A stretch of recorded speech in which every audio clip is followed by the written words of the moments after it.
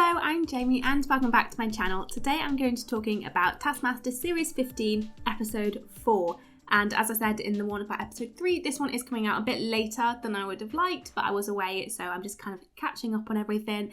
And as soon as I watched this episode, I could not wait to talk about it. There is a couple of controversies in this episode that I really wanted to get into, so we're just going to go straight into it with the prize task. So the prize task was the most fun thing to put on your head. Again, quite a decent category, I think, for the Taskmaster prize tasks. And yeah, there was a little bit of controversy in the first task, in my opinion. So I'll talk about everybody else's first, and I thought there were some really good ones. I think Frankie's 100% deserved to win. I thought Frankie's was really, really strong. The child catcher scene on a hat made out of civilian families. I thought it was amazing. I thought it was really good. And I really especially like this one because I don't know if many of you would know, but there's this person on TikTok who makes like little silly scenes using civilian families and like acts stuff out, and I think it's hilarious. So I really especially love this one. But I thought everybody's else was really good. I don't think anybody's was bad, which is unique for a prize task. I thought Ivo's one was really strong, even though he only got 1 point. I think, yes, he did kind of deserve 1 point, but I thought bringing in a turkey is very good. It's very like pop culture, and yeah, like it's funny. I don't know if he maybe misinterpreted it and kind of went with the funniest thing to have on your head rather than like most fun. But I thought even though it was in last place, I thought it was still really strong. And I love that we've got Frankie keep doing the like, oh, I don't want to be pedantic. He says that a few times and I think it's really funny. But yeah, I like Kiell's fishbowl one as well. That I thought was pretty classic. And Jenny's tea cozy / traffic cone thing I thought was really good. I think lots of people put traffic cones on their head, and I thought it was a good way of tying that in. Now, the controversy in this task was Maze one, and obviously Maze brought in like a massive inflatable version of themselves on a hat, and I thought this was such a good prize task, like such a good prize in fact, and then they only got 2 points. I thought that was so mean. I would have put them in 4th place, so below Frankie's, because as I said, I really liked Frankie's one. So yeah, Jenny would have been moved down to 3 points, Kiell to 2, and Ivo to 1. Like, I thought the fishbowl one was a good idea, but having that above an inflatable version of yourself on a hat, I thought it was, And there's this person who, I can't remember their username at the moment, but I'll put it above, and they went to, I think, episode 3 and episode 4 of the studio recordings, and when the episodes were released, basically put down all the interesting things that happened. So it's a really great read. I definitely recommend. I'll link it below as well. Apparently, afterwards, when they saw the winner wearing it on the head, Greg admitted that it should have got more points, and it did look quite fun. It's a shame that he couldn't change the points on that one. Maybe Greg makes up for it in the next task, which was to strike the most drum skins and cymbals with a single throw of a bouncy ball. So let's talk about everybody else's attempt first before we get on to the bit that everybody wants to talk about. So I thought Jenny and Kiell were very funny in their task, just throwing the ball and just having fun with it again, I think. I thought it was really funny watching Alex get a bit frustrated with Jenny's attempt and Jenny getting angry. I thought it was a really funny dynamic between the two. And I think Kiell as well gets a little bit distracted when it comes to music tasks. Like, he just tends to kind of stop playing, which is great. Like, he's obviously very talented and can play different musical instruments and is really into it. But I think he did get a bit too distracted with kind of trying to make a tune. Like, he often stopped to just play the drums a bit, and was, when he threw it and it made sounds, he was like trying to like make it a tune. So I definitely feel like he did get a bit distracted. And it's a shame he did so badly because he did seem to be having fun with it. I thought Frankie had the best idea in this one. I think he was definitely the smartest. I thought it was a really good idea to have it go like from high to low and you just kind of like throw it down and it will go. I thought that was a really, really good idea, and I think it played off really well. Definitely should have won this task, but let's get on to Ivo. Ivo, I think, was just chaotic, and he will be chaotic, I think, for the rest of the season. I feel like he just gets carried away with a weird idea. Like, this time the idea is putting all the drums on Greg, like not in a way that would help him in any way to complete the task, but just because he thinks it's a fun idea or just because he's being a bit silly. I was quite baffled by what he was doing, and like he admits like halfway through it's like, well, I've just moved the drums from there to there, I haven't actually done anything. And it's just sort of such a weird idea. Like if he had maybe like put the drums up higher so he kind of like throws it up and it like falls down, that's kind of was like, oh, maybe that's what he's trying to do. But no, he was just putting it all on Greg, which was really weird but very fun to watch, so I can't fault him in that aspect. But yeah, just getting completely distracted and carried away with an unnecessarily complicated and like irrelevant idea that's not going to help him complete the task in any way. Right, let's talk about Maize's attempt. And obviously Maize's idea was to tie the ball to a piece of string and then throw it and kind of use the string to create more strikes with the drum skins or the cymbals. And initially I thought this was a really good idea. Like when they said, let me get some string, or like whatever they said, and they tied it to the string, I was like, this is it. This is a brilliant idea. But the execution was so not what they should have done. Because I think if I was to have done this and I tied a string, the best way to have done this was to like throw it and then kind of like drag it along the drums, because that is a single throw and it's like kind of striking the drums, and it's not like you're still like using force to like drag it back, but it's a lot easier to argue your case, and I think it's people would accept that a lot more. But the idea of like throwing it and then like putting it down, I just think was a really bad way of doing it in terms of like, is it breaking the rules or not? And yeah, I just love that they went through every definition of like throw, cast, whatever the other ones was, like jerk.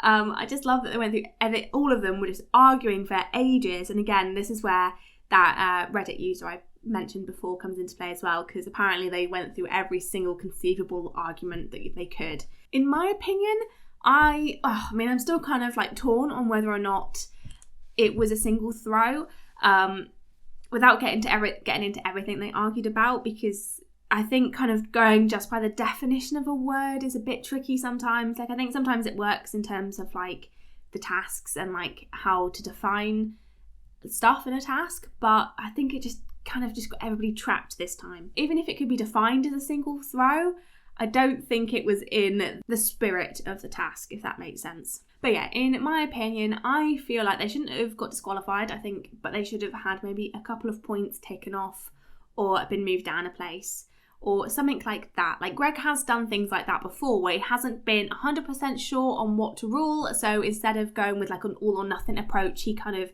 just gives them a little bit of a penalty, which I think should have been used here. But I feel like most people don't think that they should have got any points. So again, on Reddit, the Taskmaster Reddit is really good if you are interested.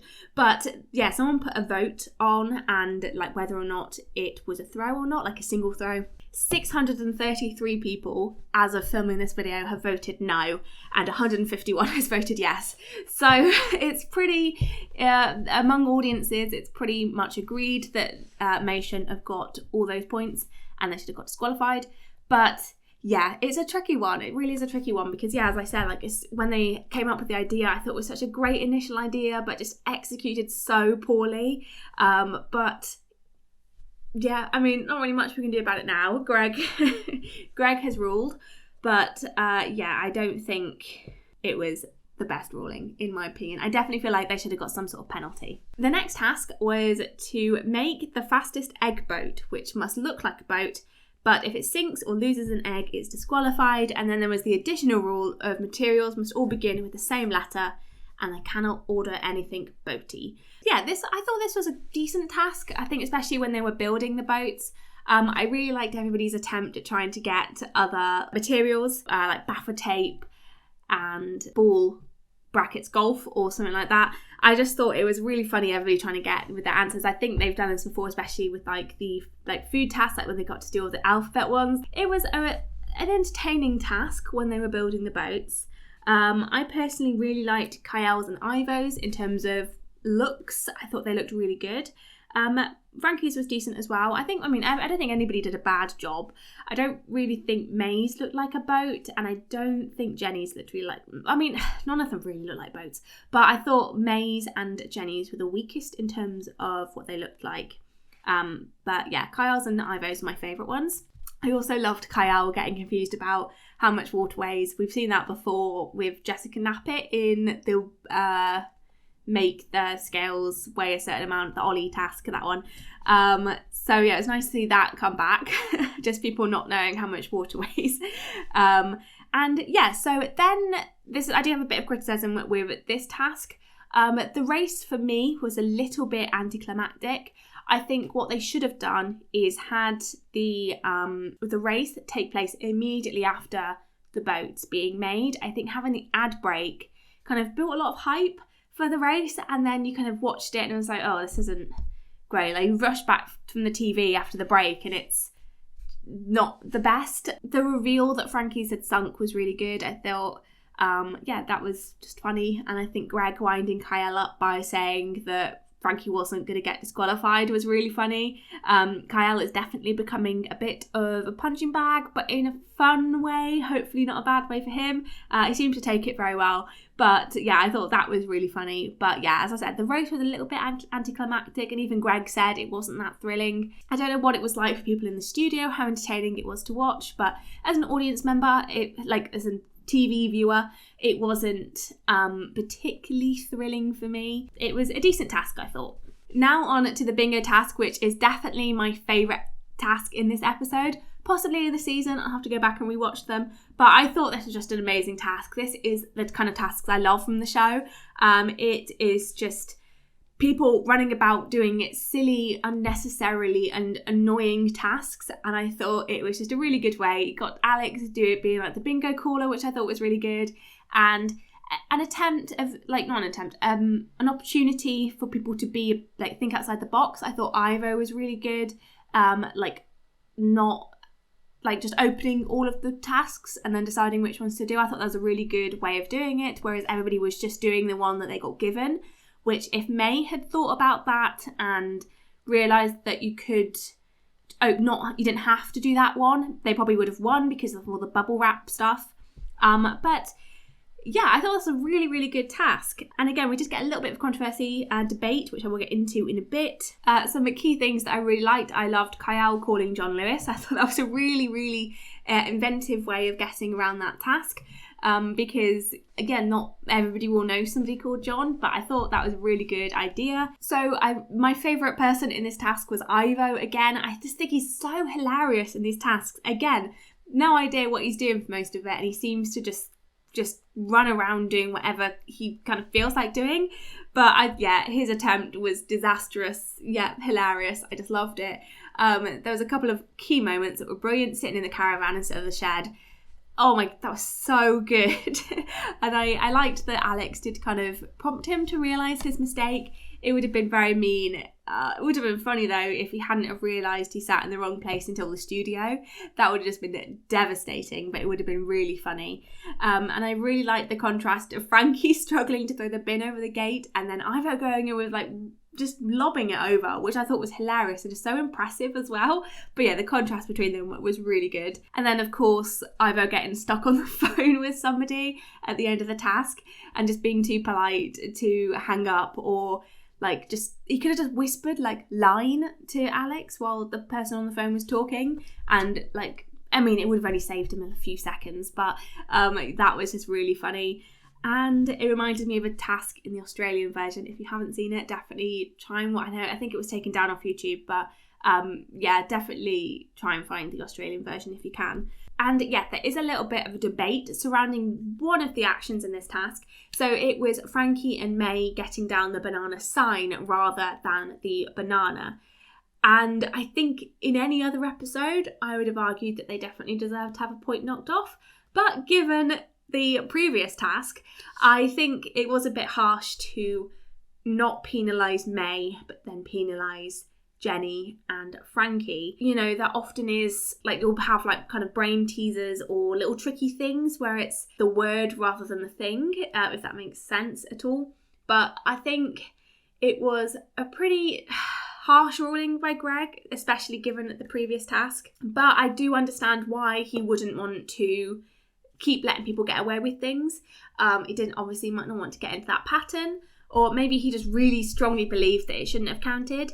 Again, I am kind of in two minds about it. I think, as I said, in any other episode, I would have definitely argued for them to have a point taken off.